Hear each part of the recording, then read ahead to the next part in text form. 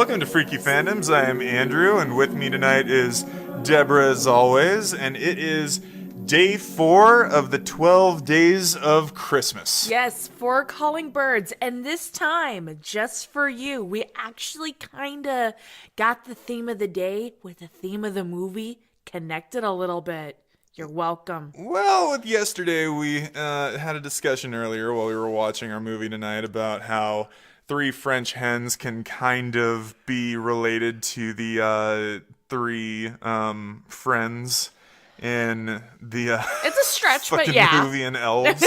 But Deborah, what are we doing tonight? Tonight, we are doing a great Christmas movie about obscene phone calls and murder. Murder. We're talking about Black Christmas. Yeah, we are. One of the darkest Christmas movies ever made, I think. Yeah. Not just because there is so much night shoots in this movie. Yeah. It basically takes place over a couple of days during the Christmas season. It's 2 days, actually. Yeah. Night 1, and then the next day, and then night 2. And everything wraps up around, I think it's midnight or so. That's about the time that the film ends. So it really just takes place over about a day and a half. Yeah. This movie is pretty fucked up, folks. And I think that the biggest thing for me that's messed up in this movie has to be some of the shit that the killer says. Yeah, the phone calls are not fun. Really foul things come out of that guy's mouth, and then just the way he says some stuff and the screaming and moaning, the way in which it's done, how he can make himself sound like multiple different people at the same time is really fucked. Yeah, it's very maniacal. This movie came out in 1974, and it has a legacy, and it has a huge cult classic fandom. It's currently streaming on Shudder. So if anybody wants to see Black Christmas, I highly recommend checking it out and giving it multiple rewatches, because I think it's one of the movies that I would absolutely say sort of reveals more and more every time you watch it. It does. You pick up a lot more. Like, even tonight, we're like, oh, wait, Yeah. we never noticed that. Or, oh my gosh, what? Yep. Um, And it's a also- movie that's debatable, too, with everything that's going on and what the wrap-up is. But yeah. It's also got some pretty notable people like Olivia Hussey, who a lot of people know as Audra from the original It that Yeah. was done in the 90s, and also John Saxon, aka Nancy's dad. Nancy's dad. Yeah. Yeah. Also in Argento's Tenebrae. And one of our favorite fucking VHS horror days movies that just got a good transfer to stream. Fucking, I think Blood Salvage. Oh God. Yeah, that Chet talked about he worked on that movie. Oh man. But John Saxon is a fucking classic genre actor, that guy. And of course in this movie he's playing the detective that is investigating what's going on at this sorority. So Yeah. Deborah, well actually before we talk about that, let's talk about one of probably the most famous actresses in this entire film. Fucking Margot Kidder is in this. Yeah. Yeah, famous for hugely her Superman stuff, but a genre actress throughout her whole life, and then what a lot of people debatably say, you know, she became a tragic case later on. But in this movie, she's fucking excellent. Yeah. I think this is one of my favorite roles of hers for sure. But talk to us about what this movie is. Okay, so it's kind of really self-explanatory. It's a murder mystery that plays along the entire time. Starts off with this sorority having a Christmas party, and the phone rings and the answer, and she's like, oh my gosh, it's the moaner again. And everyone listens to it, and it starts off with him just moaning and saying some really messed up sexual things. Do we want to talk about what he says on this show? Do we want to... No, I'm not saying it. Okay, folks, so we'll censor talking about exactly his lines in the movie, but let's just say they're very fucking X-rated. And I think this movie came under heavy fucking scrutiny when it was released. I'm pretty sure it was a Canadian production I'm because pretty sure. one of the notable guys in this movie is the dude from The Brood. Yeah. I think Art Hinkle, whatever his name is, but someone who's been in a lot of Cronenberg. But God, the vulgarity in this movie is fucking next level with like the calling, crude shit. What I never noticed was, so you hear what he's saying, and it's like, oh, Yeah, ugh. yeah. And then, It's foul. like the badass of the sorority sisters, Barb, Barb, Margot who's Kidder. a asthmatic with freaking alcohol addiction. Oh, she is such an alcoholic, tries but at the to- same time, she's also like a city girl. Yeah, But tries to confront him, and I never noticed this until night. But like he's saying all this stuff to her, and then she comes back and he's like, "I'm gonna kill you." yeah.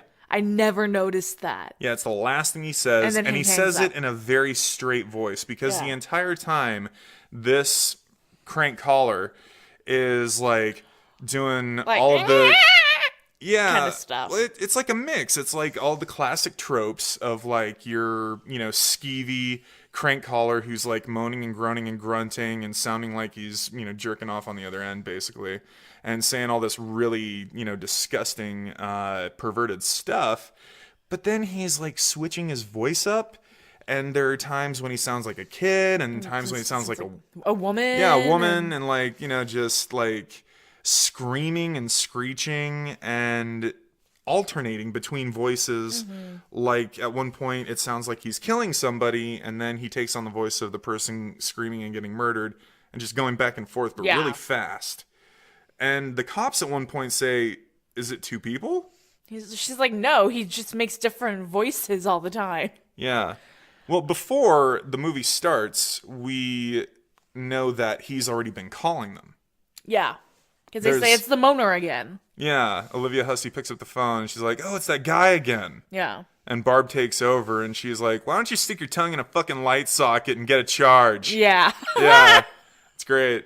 It's so good. So, one of the girls gets upset because Barb's just being Barb. Mm-hmm. And she's like, well, I have to go upstairs and pack because my dad's picking me up tomorrow. And then she somehow winds up. That's how they don't show how she gets in the attic, but she gets suffocated. He puts a plastic bag around her head and kills her, and then brings her body up to the attic. Yeah, she gets killed in her bedroom. Yeah. He's hiding in her closet, and we see in the beginning of the movie that the way he gets into the house is through one of those like I don't know, I guess they're the kind of like wooden structures that go up against the side of the house that like grow vines around it and shit like that. So he climbs up, and he's pretty much camping out in the attic the entire time. Yeah. And then he leaves the attic and goes outside and commits some murder, and then comes back into the house. Just keep going back and forth, killing people inside and outside of the house. Yeah, and there's a trap door like in the middle of the hallway where all of the rooms are in the upstairs part of the house that he's always going through. The attic door? Yeah, It's and the trap door, it's the attic door. yeah, it's the little like door to get into the attic kind of thing. But it's one of those that you have to like climb a ladder and like move the little sheet of wood and then go up. But he just seems to be coming out of the attic, killing, going back up, and he manages to tap into a second phone line that's in the house. So he's calling them constantly, and a big part of this movie is trying to trace the call. Yeah, a lot of the movie's trying to trace the call. Because Claire, the one that gets killed, they start a search party for her, and then Yeah. they're like, hey, Because her dad shows up. her dad shows up and gets mad. And then, so they're looking for her, and they're like, oh, by the way, we're also getting these phone calls. And the cops are like, this is really strange that all this is going on at the same time. Let's trace the calls, see if we can find this perv. And it totally turns into an urban legend thing where Yeah. it's like, the calls are coming from inside the house.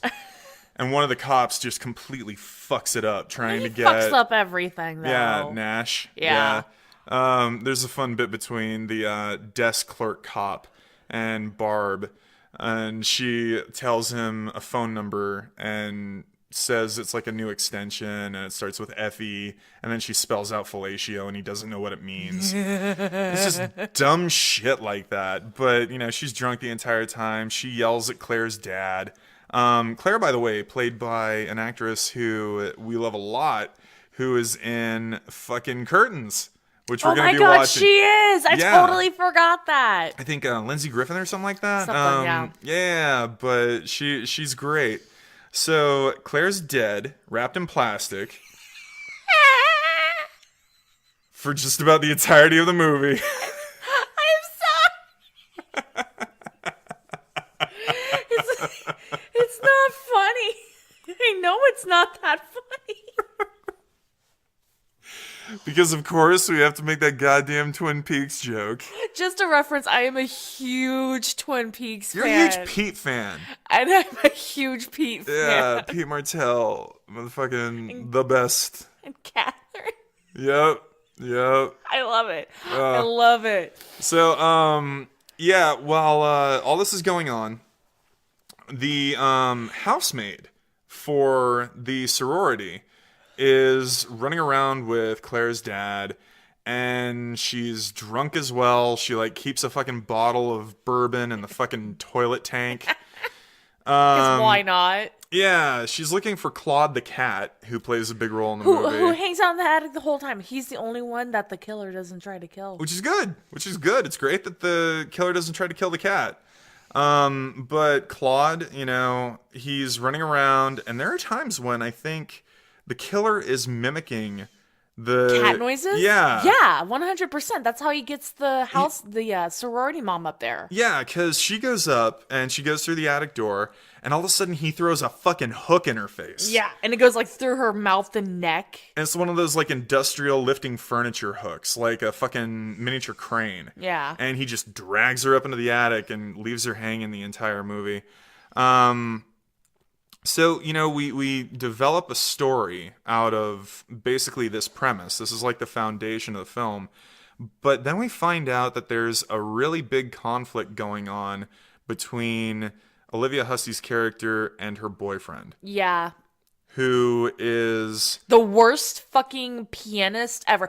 He does that really annoying, like, plinky plink plunk plunk plunk plunk plunk kind of piano that sounds like trash. Yeah, it's like experimental classical or neo-modern classical piano, which it's extremely discordant. It seems like it's unstructured, but it's also supposed to be like the next wave of traditional extreme style and performance. Only people who don't know how to play piano do stuff like that to pretend that they do.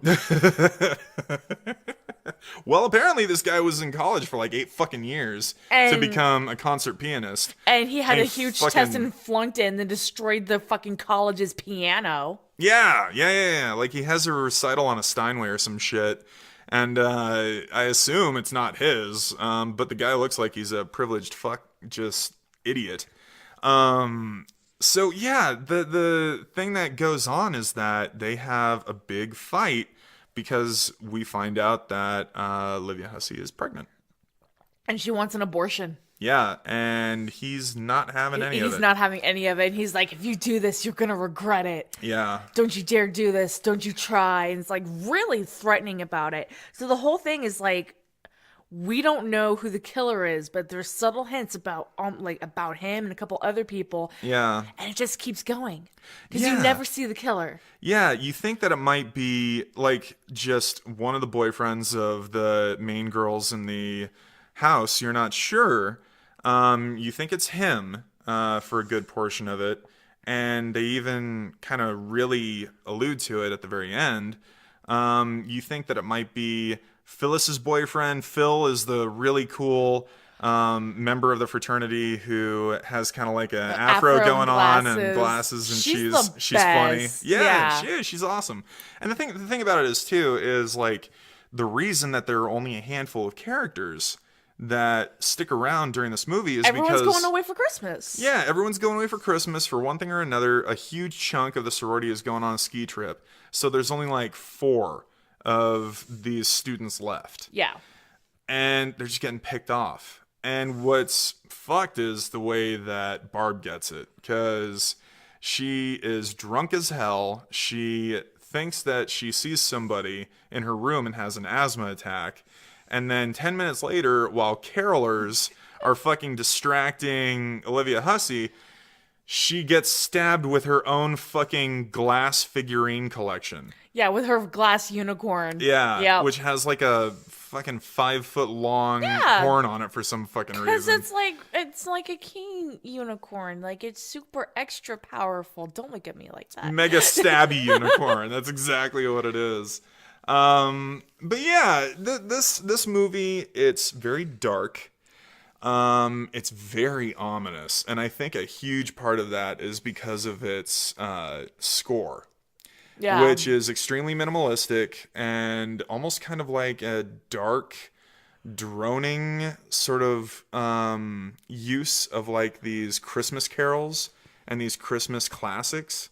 Because like Silent Night opens the movie, but it seems slowed down. It's slowed down, more ambient, a little bit more ominous. Yeah. Yeah, and I love it. I absolutely love it. We actually have the vinyl for the soundtrack. We have the vinyl for a lot of movies. Well, yeah, but you know, we subscribed to Waxwork for a couple of years, Yeah. and we got a big collection out of that and a bunch of other stuff. But this record that we have for Black Christmas was really fucking surprising when we listened to it because it's dark as hell. There's a lot of very deep and just unsettling ambient music throughout the entire thing. And then there are the carols that are sort of manipulated in the score. And then there's the fucking phone call recordings, Because they do put those in the soundtrack, yeah. which are great, but at the same time, like listening to that through I don't want to listen to that. it's fucked up. It is. I don't very want to be much so. enjoying dark Christmas music and then hear. I'm gonna do this. Yeah, no, thank you. yeah. It's pretty Pretty fucked. Yeah, But yeah, for real. one thing about the movie that gets me is like you never find out who the killer is. No, but you see him, kind of. You kind of see, but you never find out who he is. Yeah, it's a total mystery, and I think that's part of the movie's appeal. Like, I think that's part of the film's legacy and why so many people really enjoy it, aside from the excellent performances. And the thing is, too, is the film doesn't linger. Like, it's always moving. Even though it seems like parts of it are kind of, you know, slower, more relaxed, It's still it no. does not, like, spend too much time on one event before moving on to the next thing, especially on the second night when we lose Barb Everybody. and Phil. Yeah. We lose everybody. Yeah. Yeah, it's really well evenly paced and enjoyable. I very rarely find myself getting bored watching this one. No, I don't get bored watching it, but I do have to say that we have watched this multiple times over the years, Yeah. and this year we finally invested in putting it in the permanent Blu-ray and DVD collection by getting the Scream Factory release.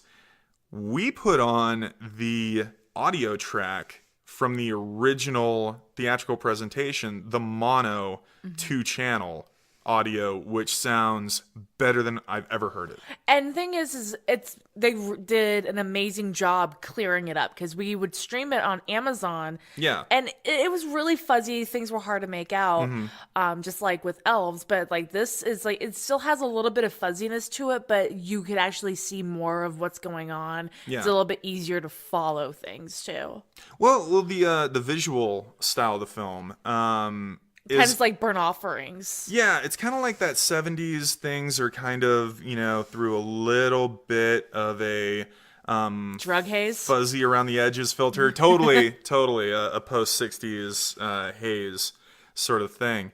But it was intentionally presented that way with a 2K transfer on this disc, which I think is the same HD transfer that they put on Shudder, but when you stream it, it always buffers and there are issues with quality just because that's the type of technology that it is.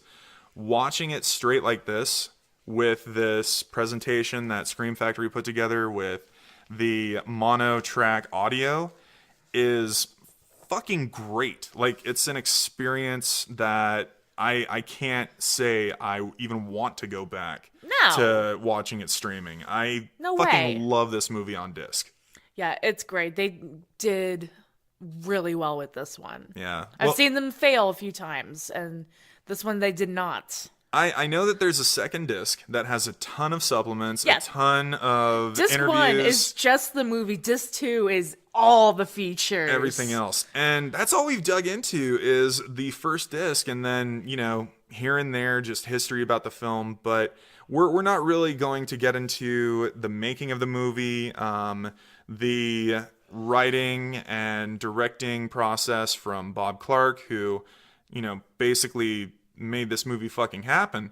We're just saying that this film, Is fucking great. if you want to watch a really good, really fucking good horror film for Christmas, this is at the top of the pile. Like, this is one of the ones that's all the way up there. Yeah, it's not like a hack slash joy, ha ha ha. This is more of a serious one. Yeah. And it's a great psychological, with a little bit of gore, horror film. The only comedy comes from the primary characters. The villain is never intentionally funny or trying to be like satirical or wink and nod or Fucking scary, actually. it's very unsettling. Like, this isn't exactly a home invasion movie, but it's totally like a hider in the house minus the Gary Busey USA TV movie aesthetic. This movie is just like, it could happen at Yeah. any time to anybody and it be just fucked up. And I think, if it were remade today, I know there was a remake that came People out in would like get 2006 so or offended 2007. over it. Well, the time that it got remade, the movie, is a lot similar in theme and, the way it sort of plays out, but you do see the killer, you get an entire, stupid. No. automatically. No! They establish who it is and why they're doing it and, all this other stuff, and there's a big twist, and it, like, tries to do a Hitchcock, De Palma thing, and it's crap. It's complete crap. I do not condone the remake at all. And I don't think I've seen it now for probably 9 I didn't years. even know there was a remake, and I have no interest. Yeah. So fuck that nonsense. But I think, more than anything, it's a huge recommendation, folks. So if you haven't seen it, yeah, we've talked a lot into it and spoiled quite a bit of stuff. But still, check it out because we have left a lot out. Yeah, we did. So- Intentionally. Enjoy it. Go seek it out, find it, watch it, and add it to your collection. All right, I think it's time to wrap this present up. Jesus Do a little Christ. bow. So, shout outs. As always, check out everything going on with the Dark Arts Society. Check out all of its members that are out there doing great stuff. J.R. Bosshaus, Shane Isakowski, Carlito Brigante, April Dickerson, Josh Clark, who was just recently on our Rammstein episode. American McGee. Of course, look up all the information you can on Alice Asylum. It's developing more and more all the time. There's also Pirate Jam coming up, which is American McGee's big event over around Thailand, where he gets a huge group together to make a bunch of video games that wind up being free to play, with, of course, no fucking microtransactions or anything like that. He Right. just makes games and puts them on a website so you can download them and play the shit out of them. And they have competitions during that event and all this other fun stuff. So that's happening, and it's cool as shit. And other than that, I don't know, Deborah, are you thinking any more shouts that need to be outed?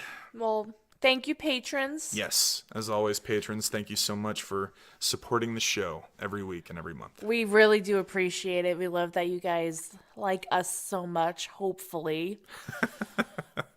Now I'm paranoid about it. I Sure. know I'm a little quiet today. It goes in and out. I don't know why.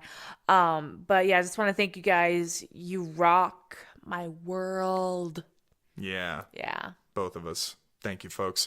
All right, we will be back with you tomorrow for day 5 of 12 Days of Christmas. Uh-huh. Oh, and it's gonna be like I'm gonna scream it because you gotta scream what day it is. Yeah, you And we're do. not saying it today. We're saying it tomorrow, where it's I've gonna got- be super loud. We've got a great movie lined up. One that's a little bit newer. One that we watch around this time of the year every year. It's been not every year. I haven't seen this. It's been a couple years? I haven't seen this one since we lived in Florida. No shit. Yeah. So, okay. Wow. I completely forgot about that because I know I've watched it. You've watched it while I've been at work and stuff. Yeah, it's one I like putting on a lot. But yeah, so just look forward to that one. We won't give it away until tomorrow. Other than that, Deborah, you got anything to wrap? Other than this present and a bow? I want to stick my stuff in your stuff. Get the bits. Get the foldy tolds. Gonna do it. Oh, we're freaky fandoms. We're freaky fandoms, folks. See you tomorrow.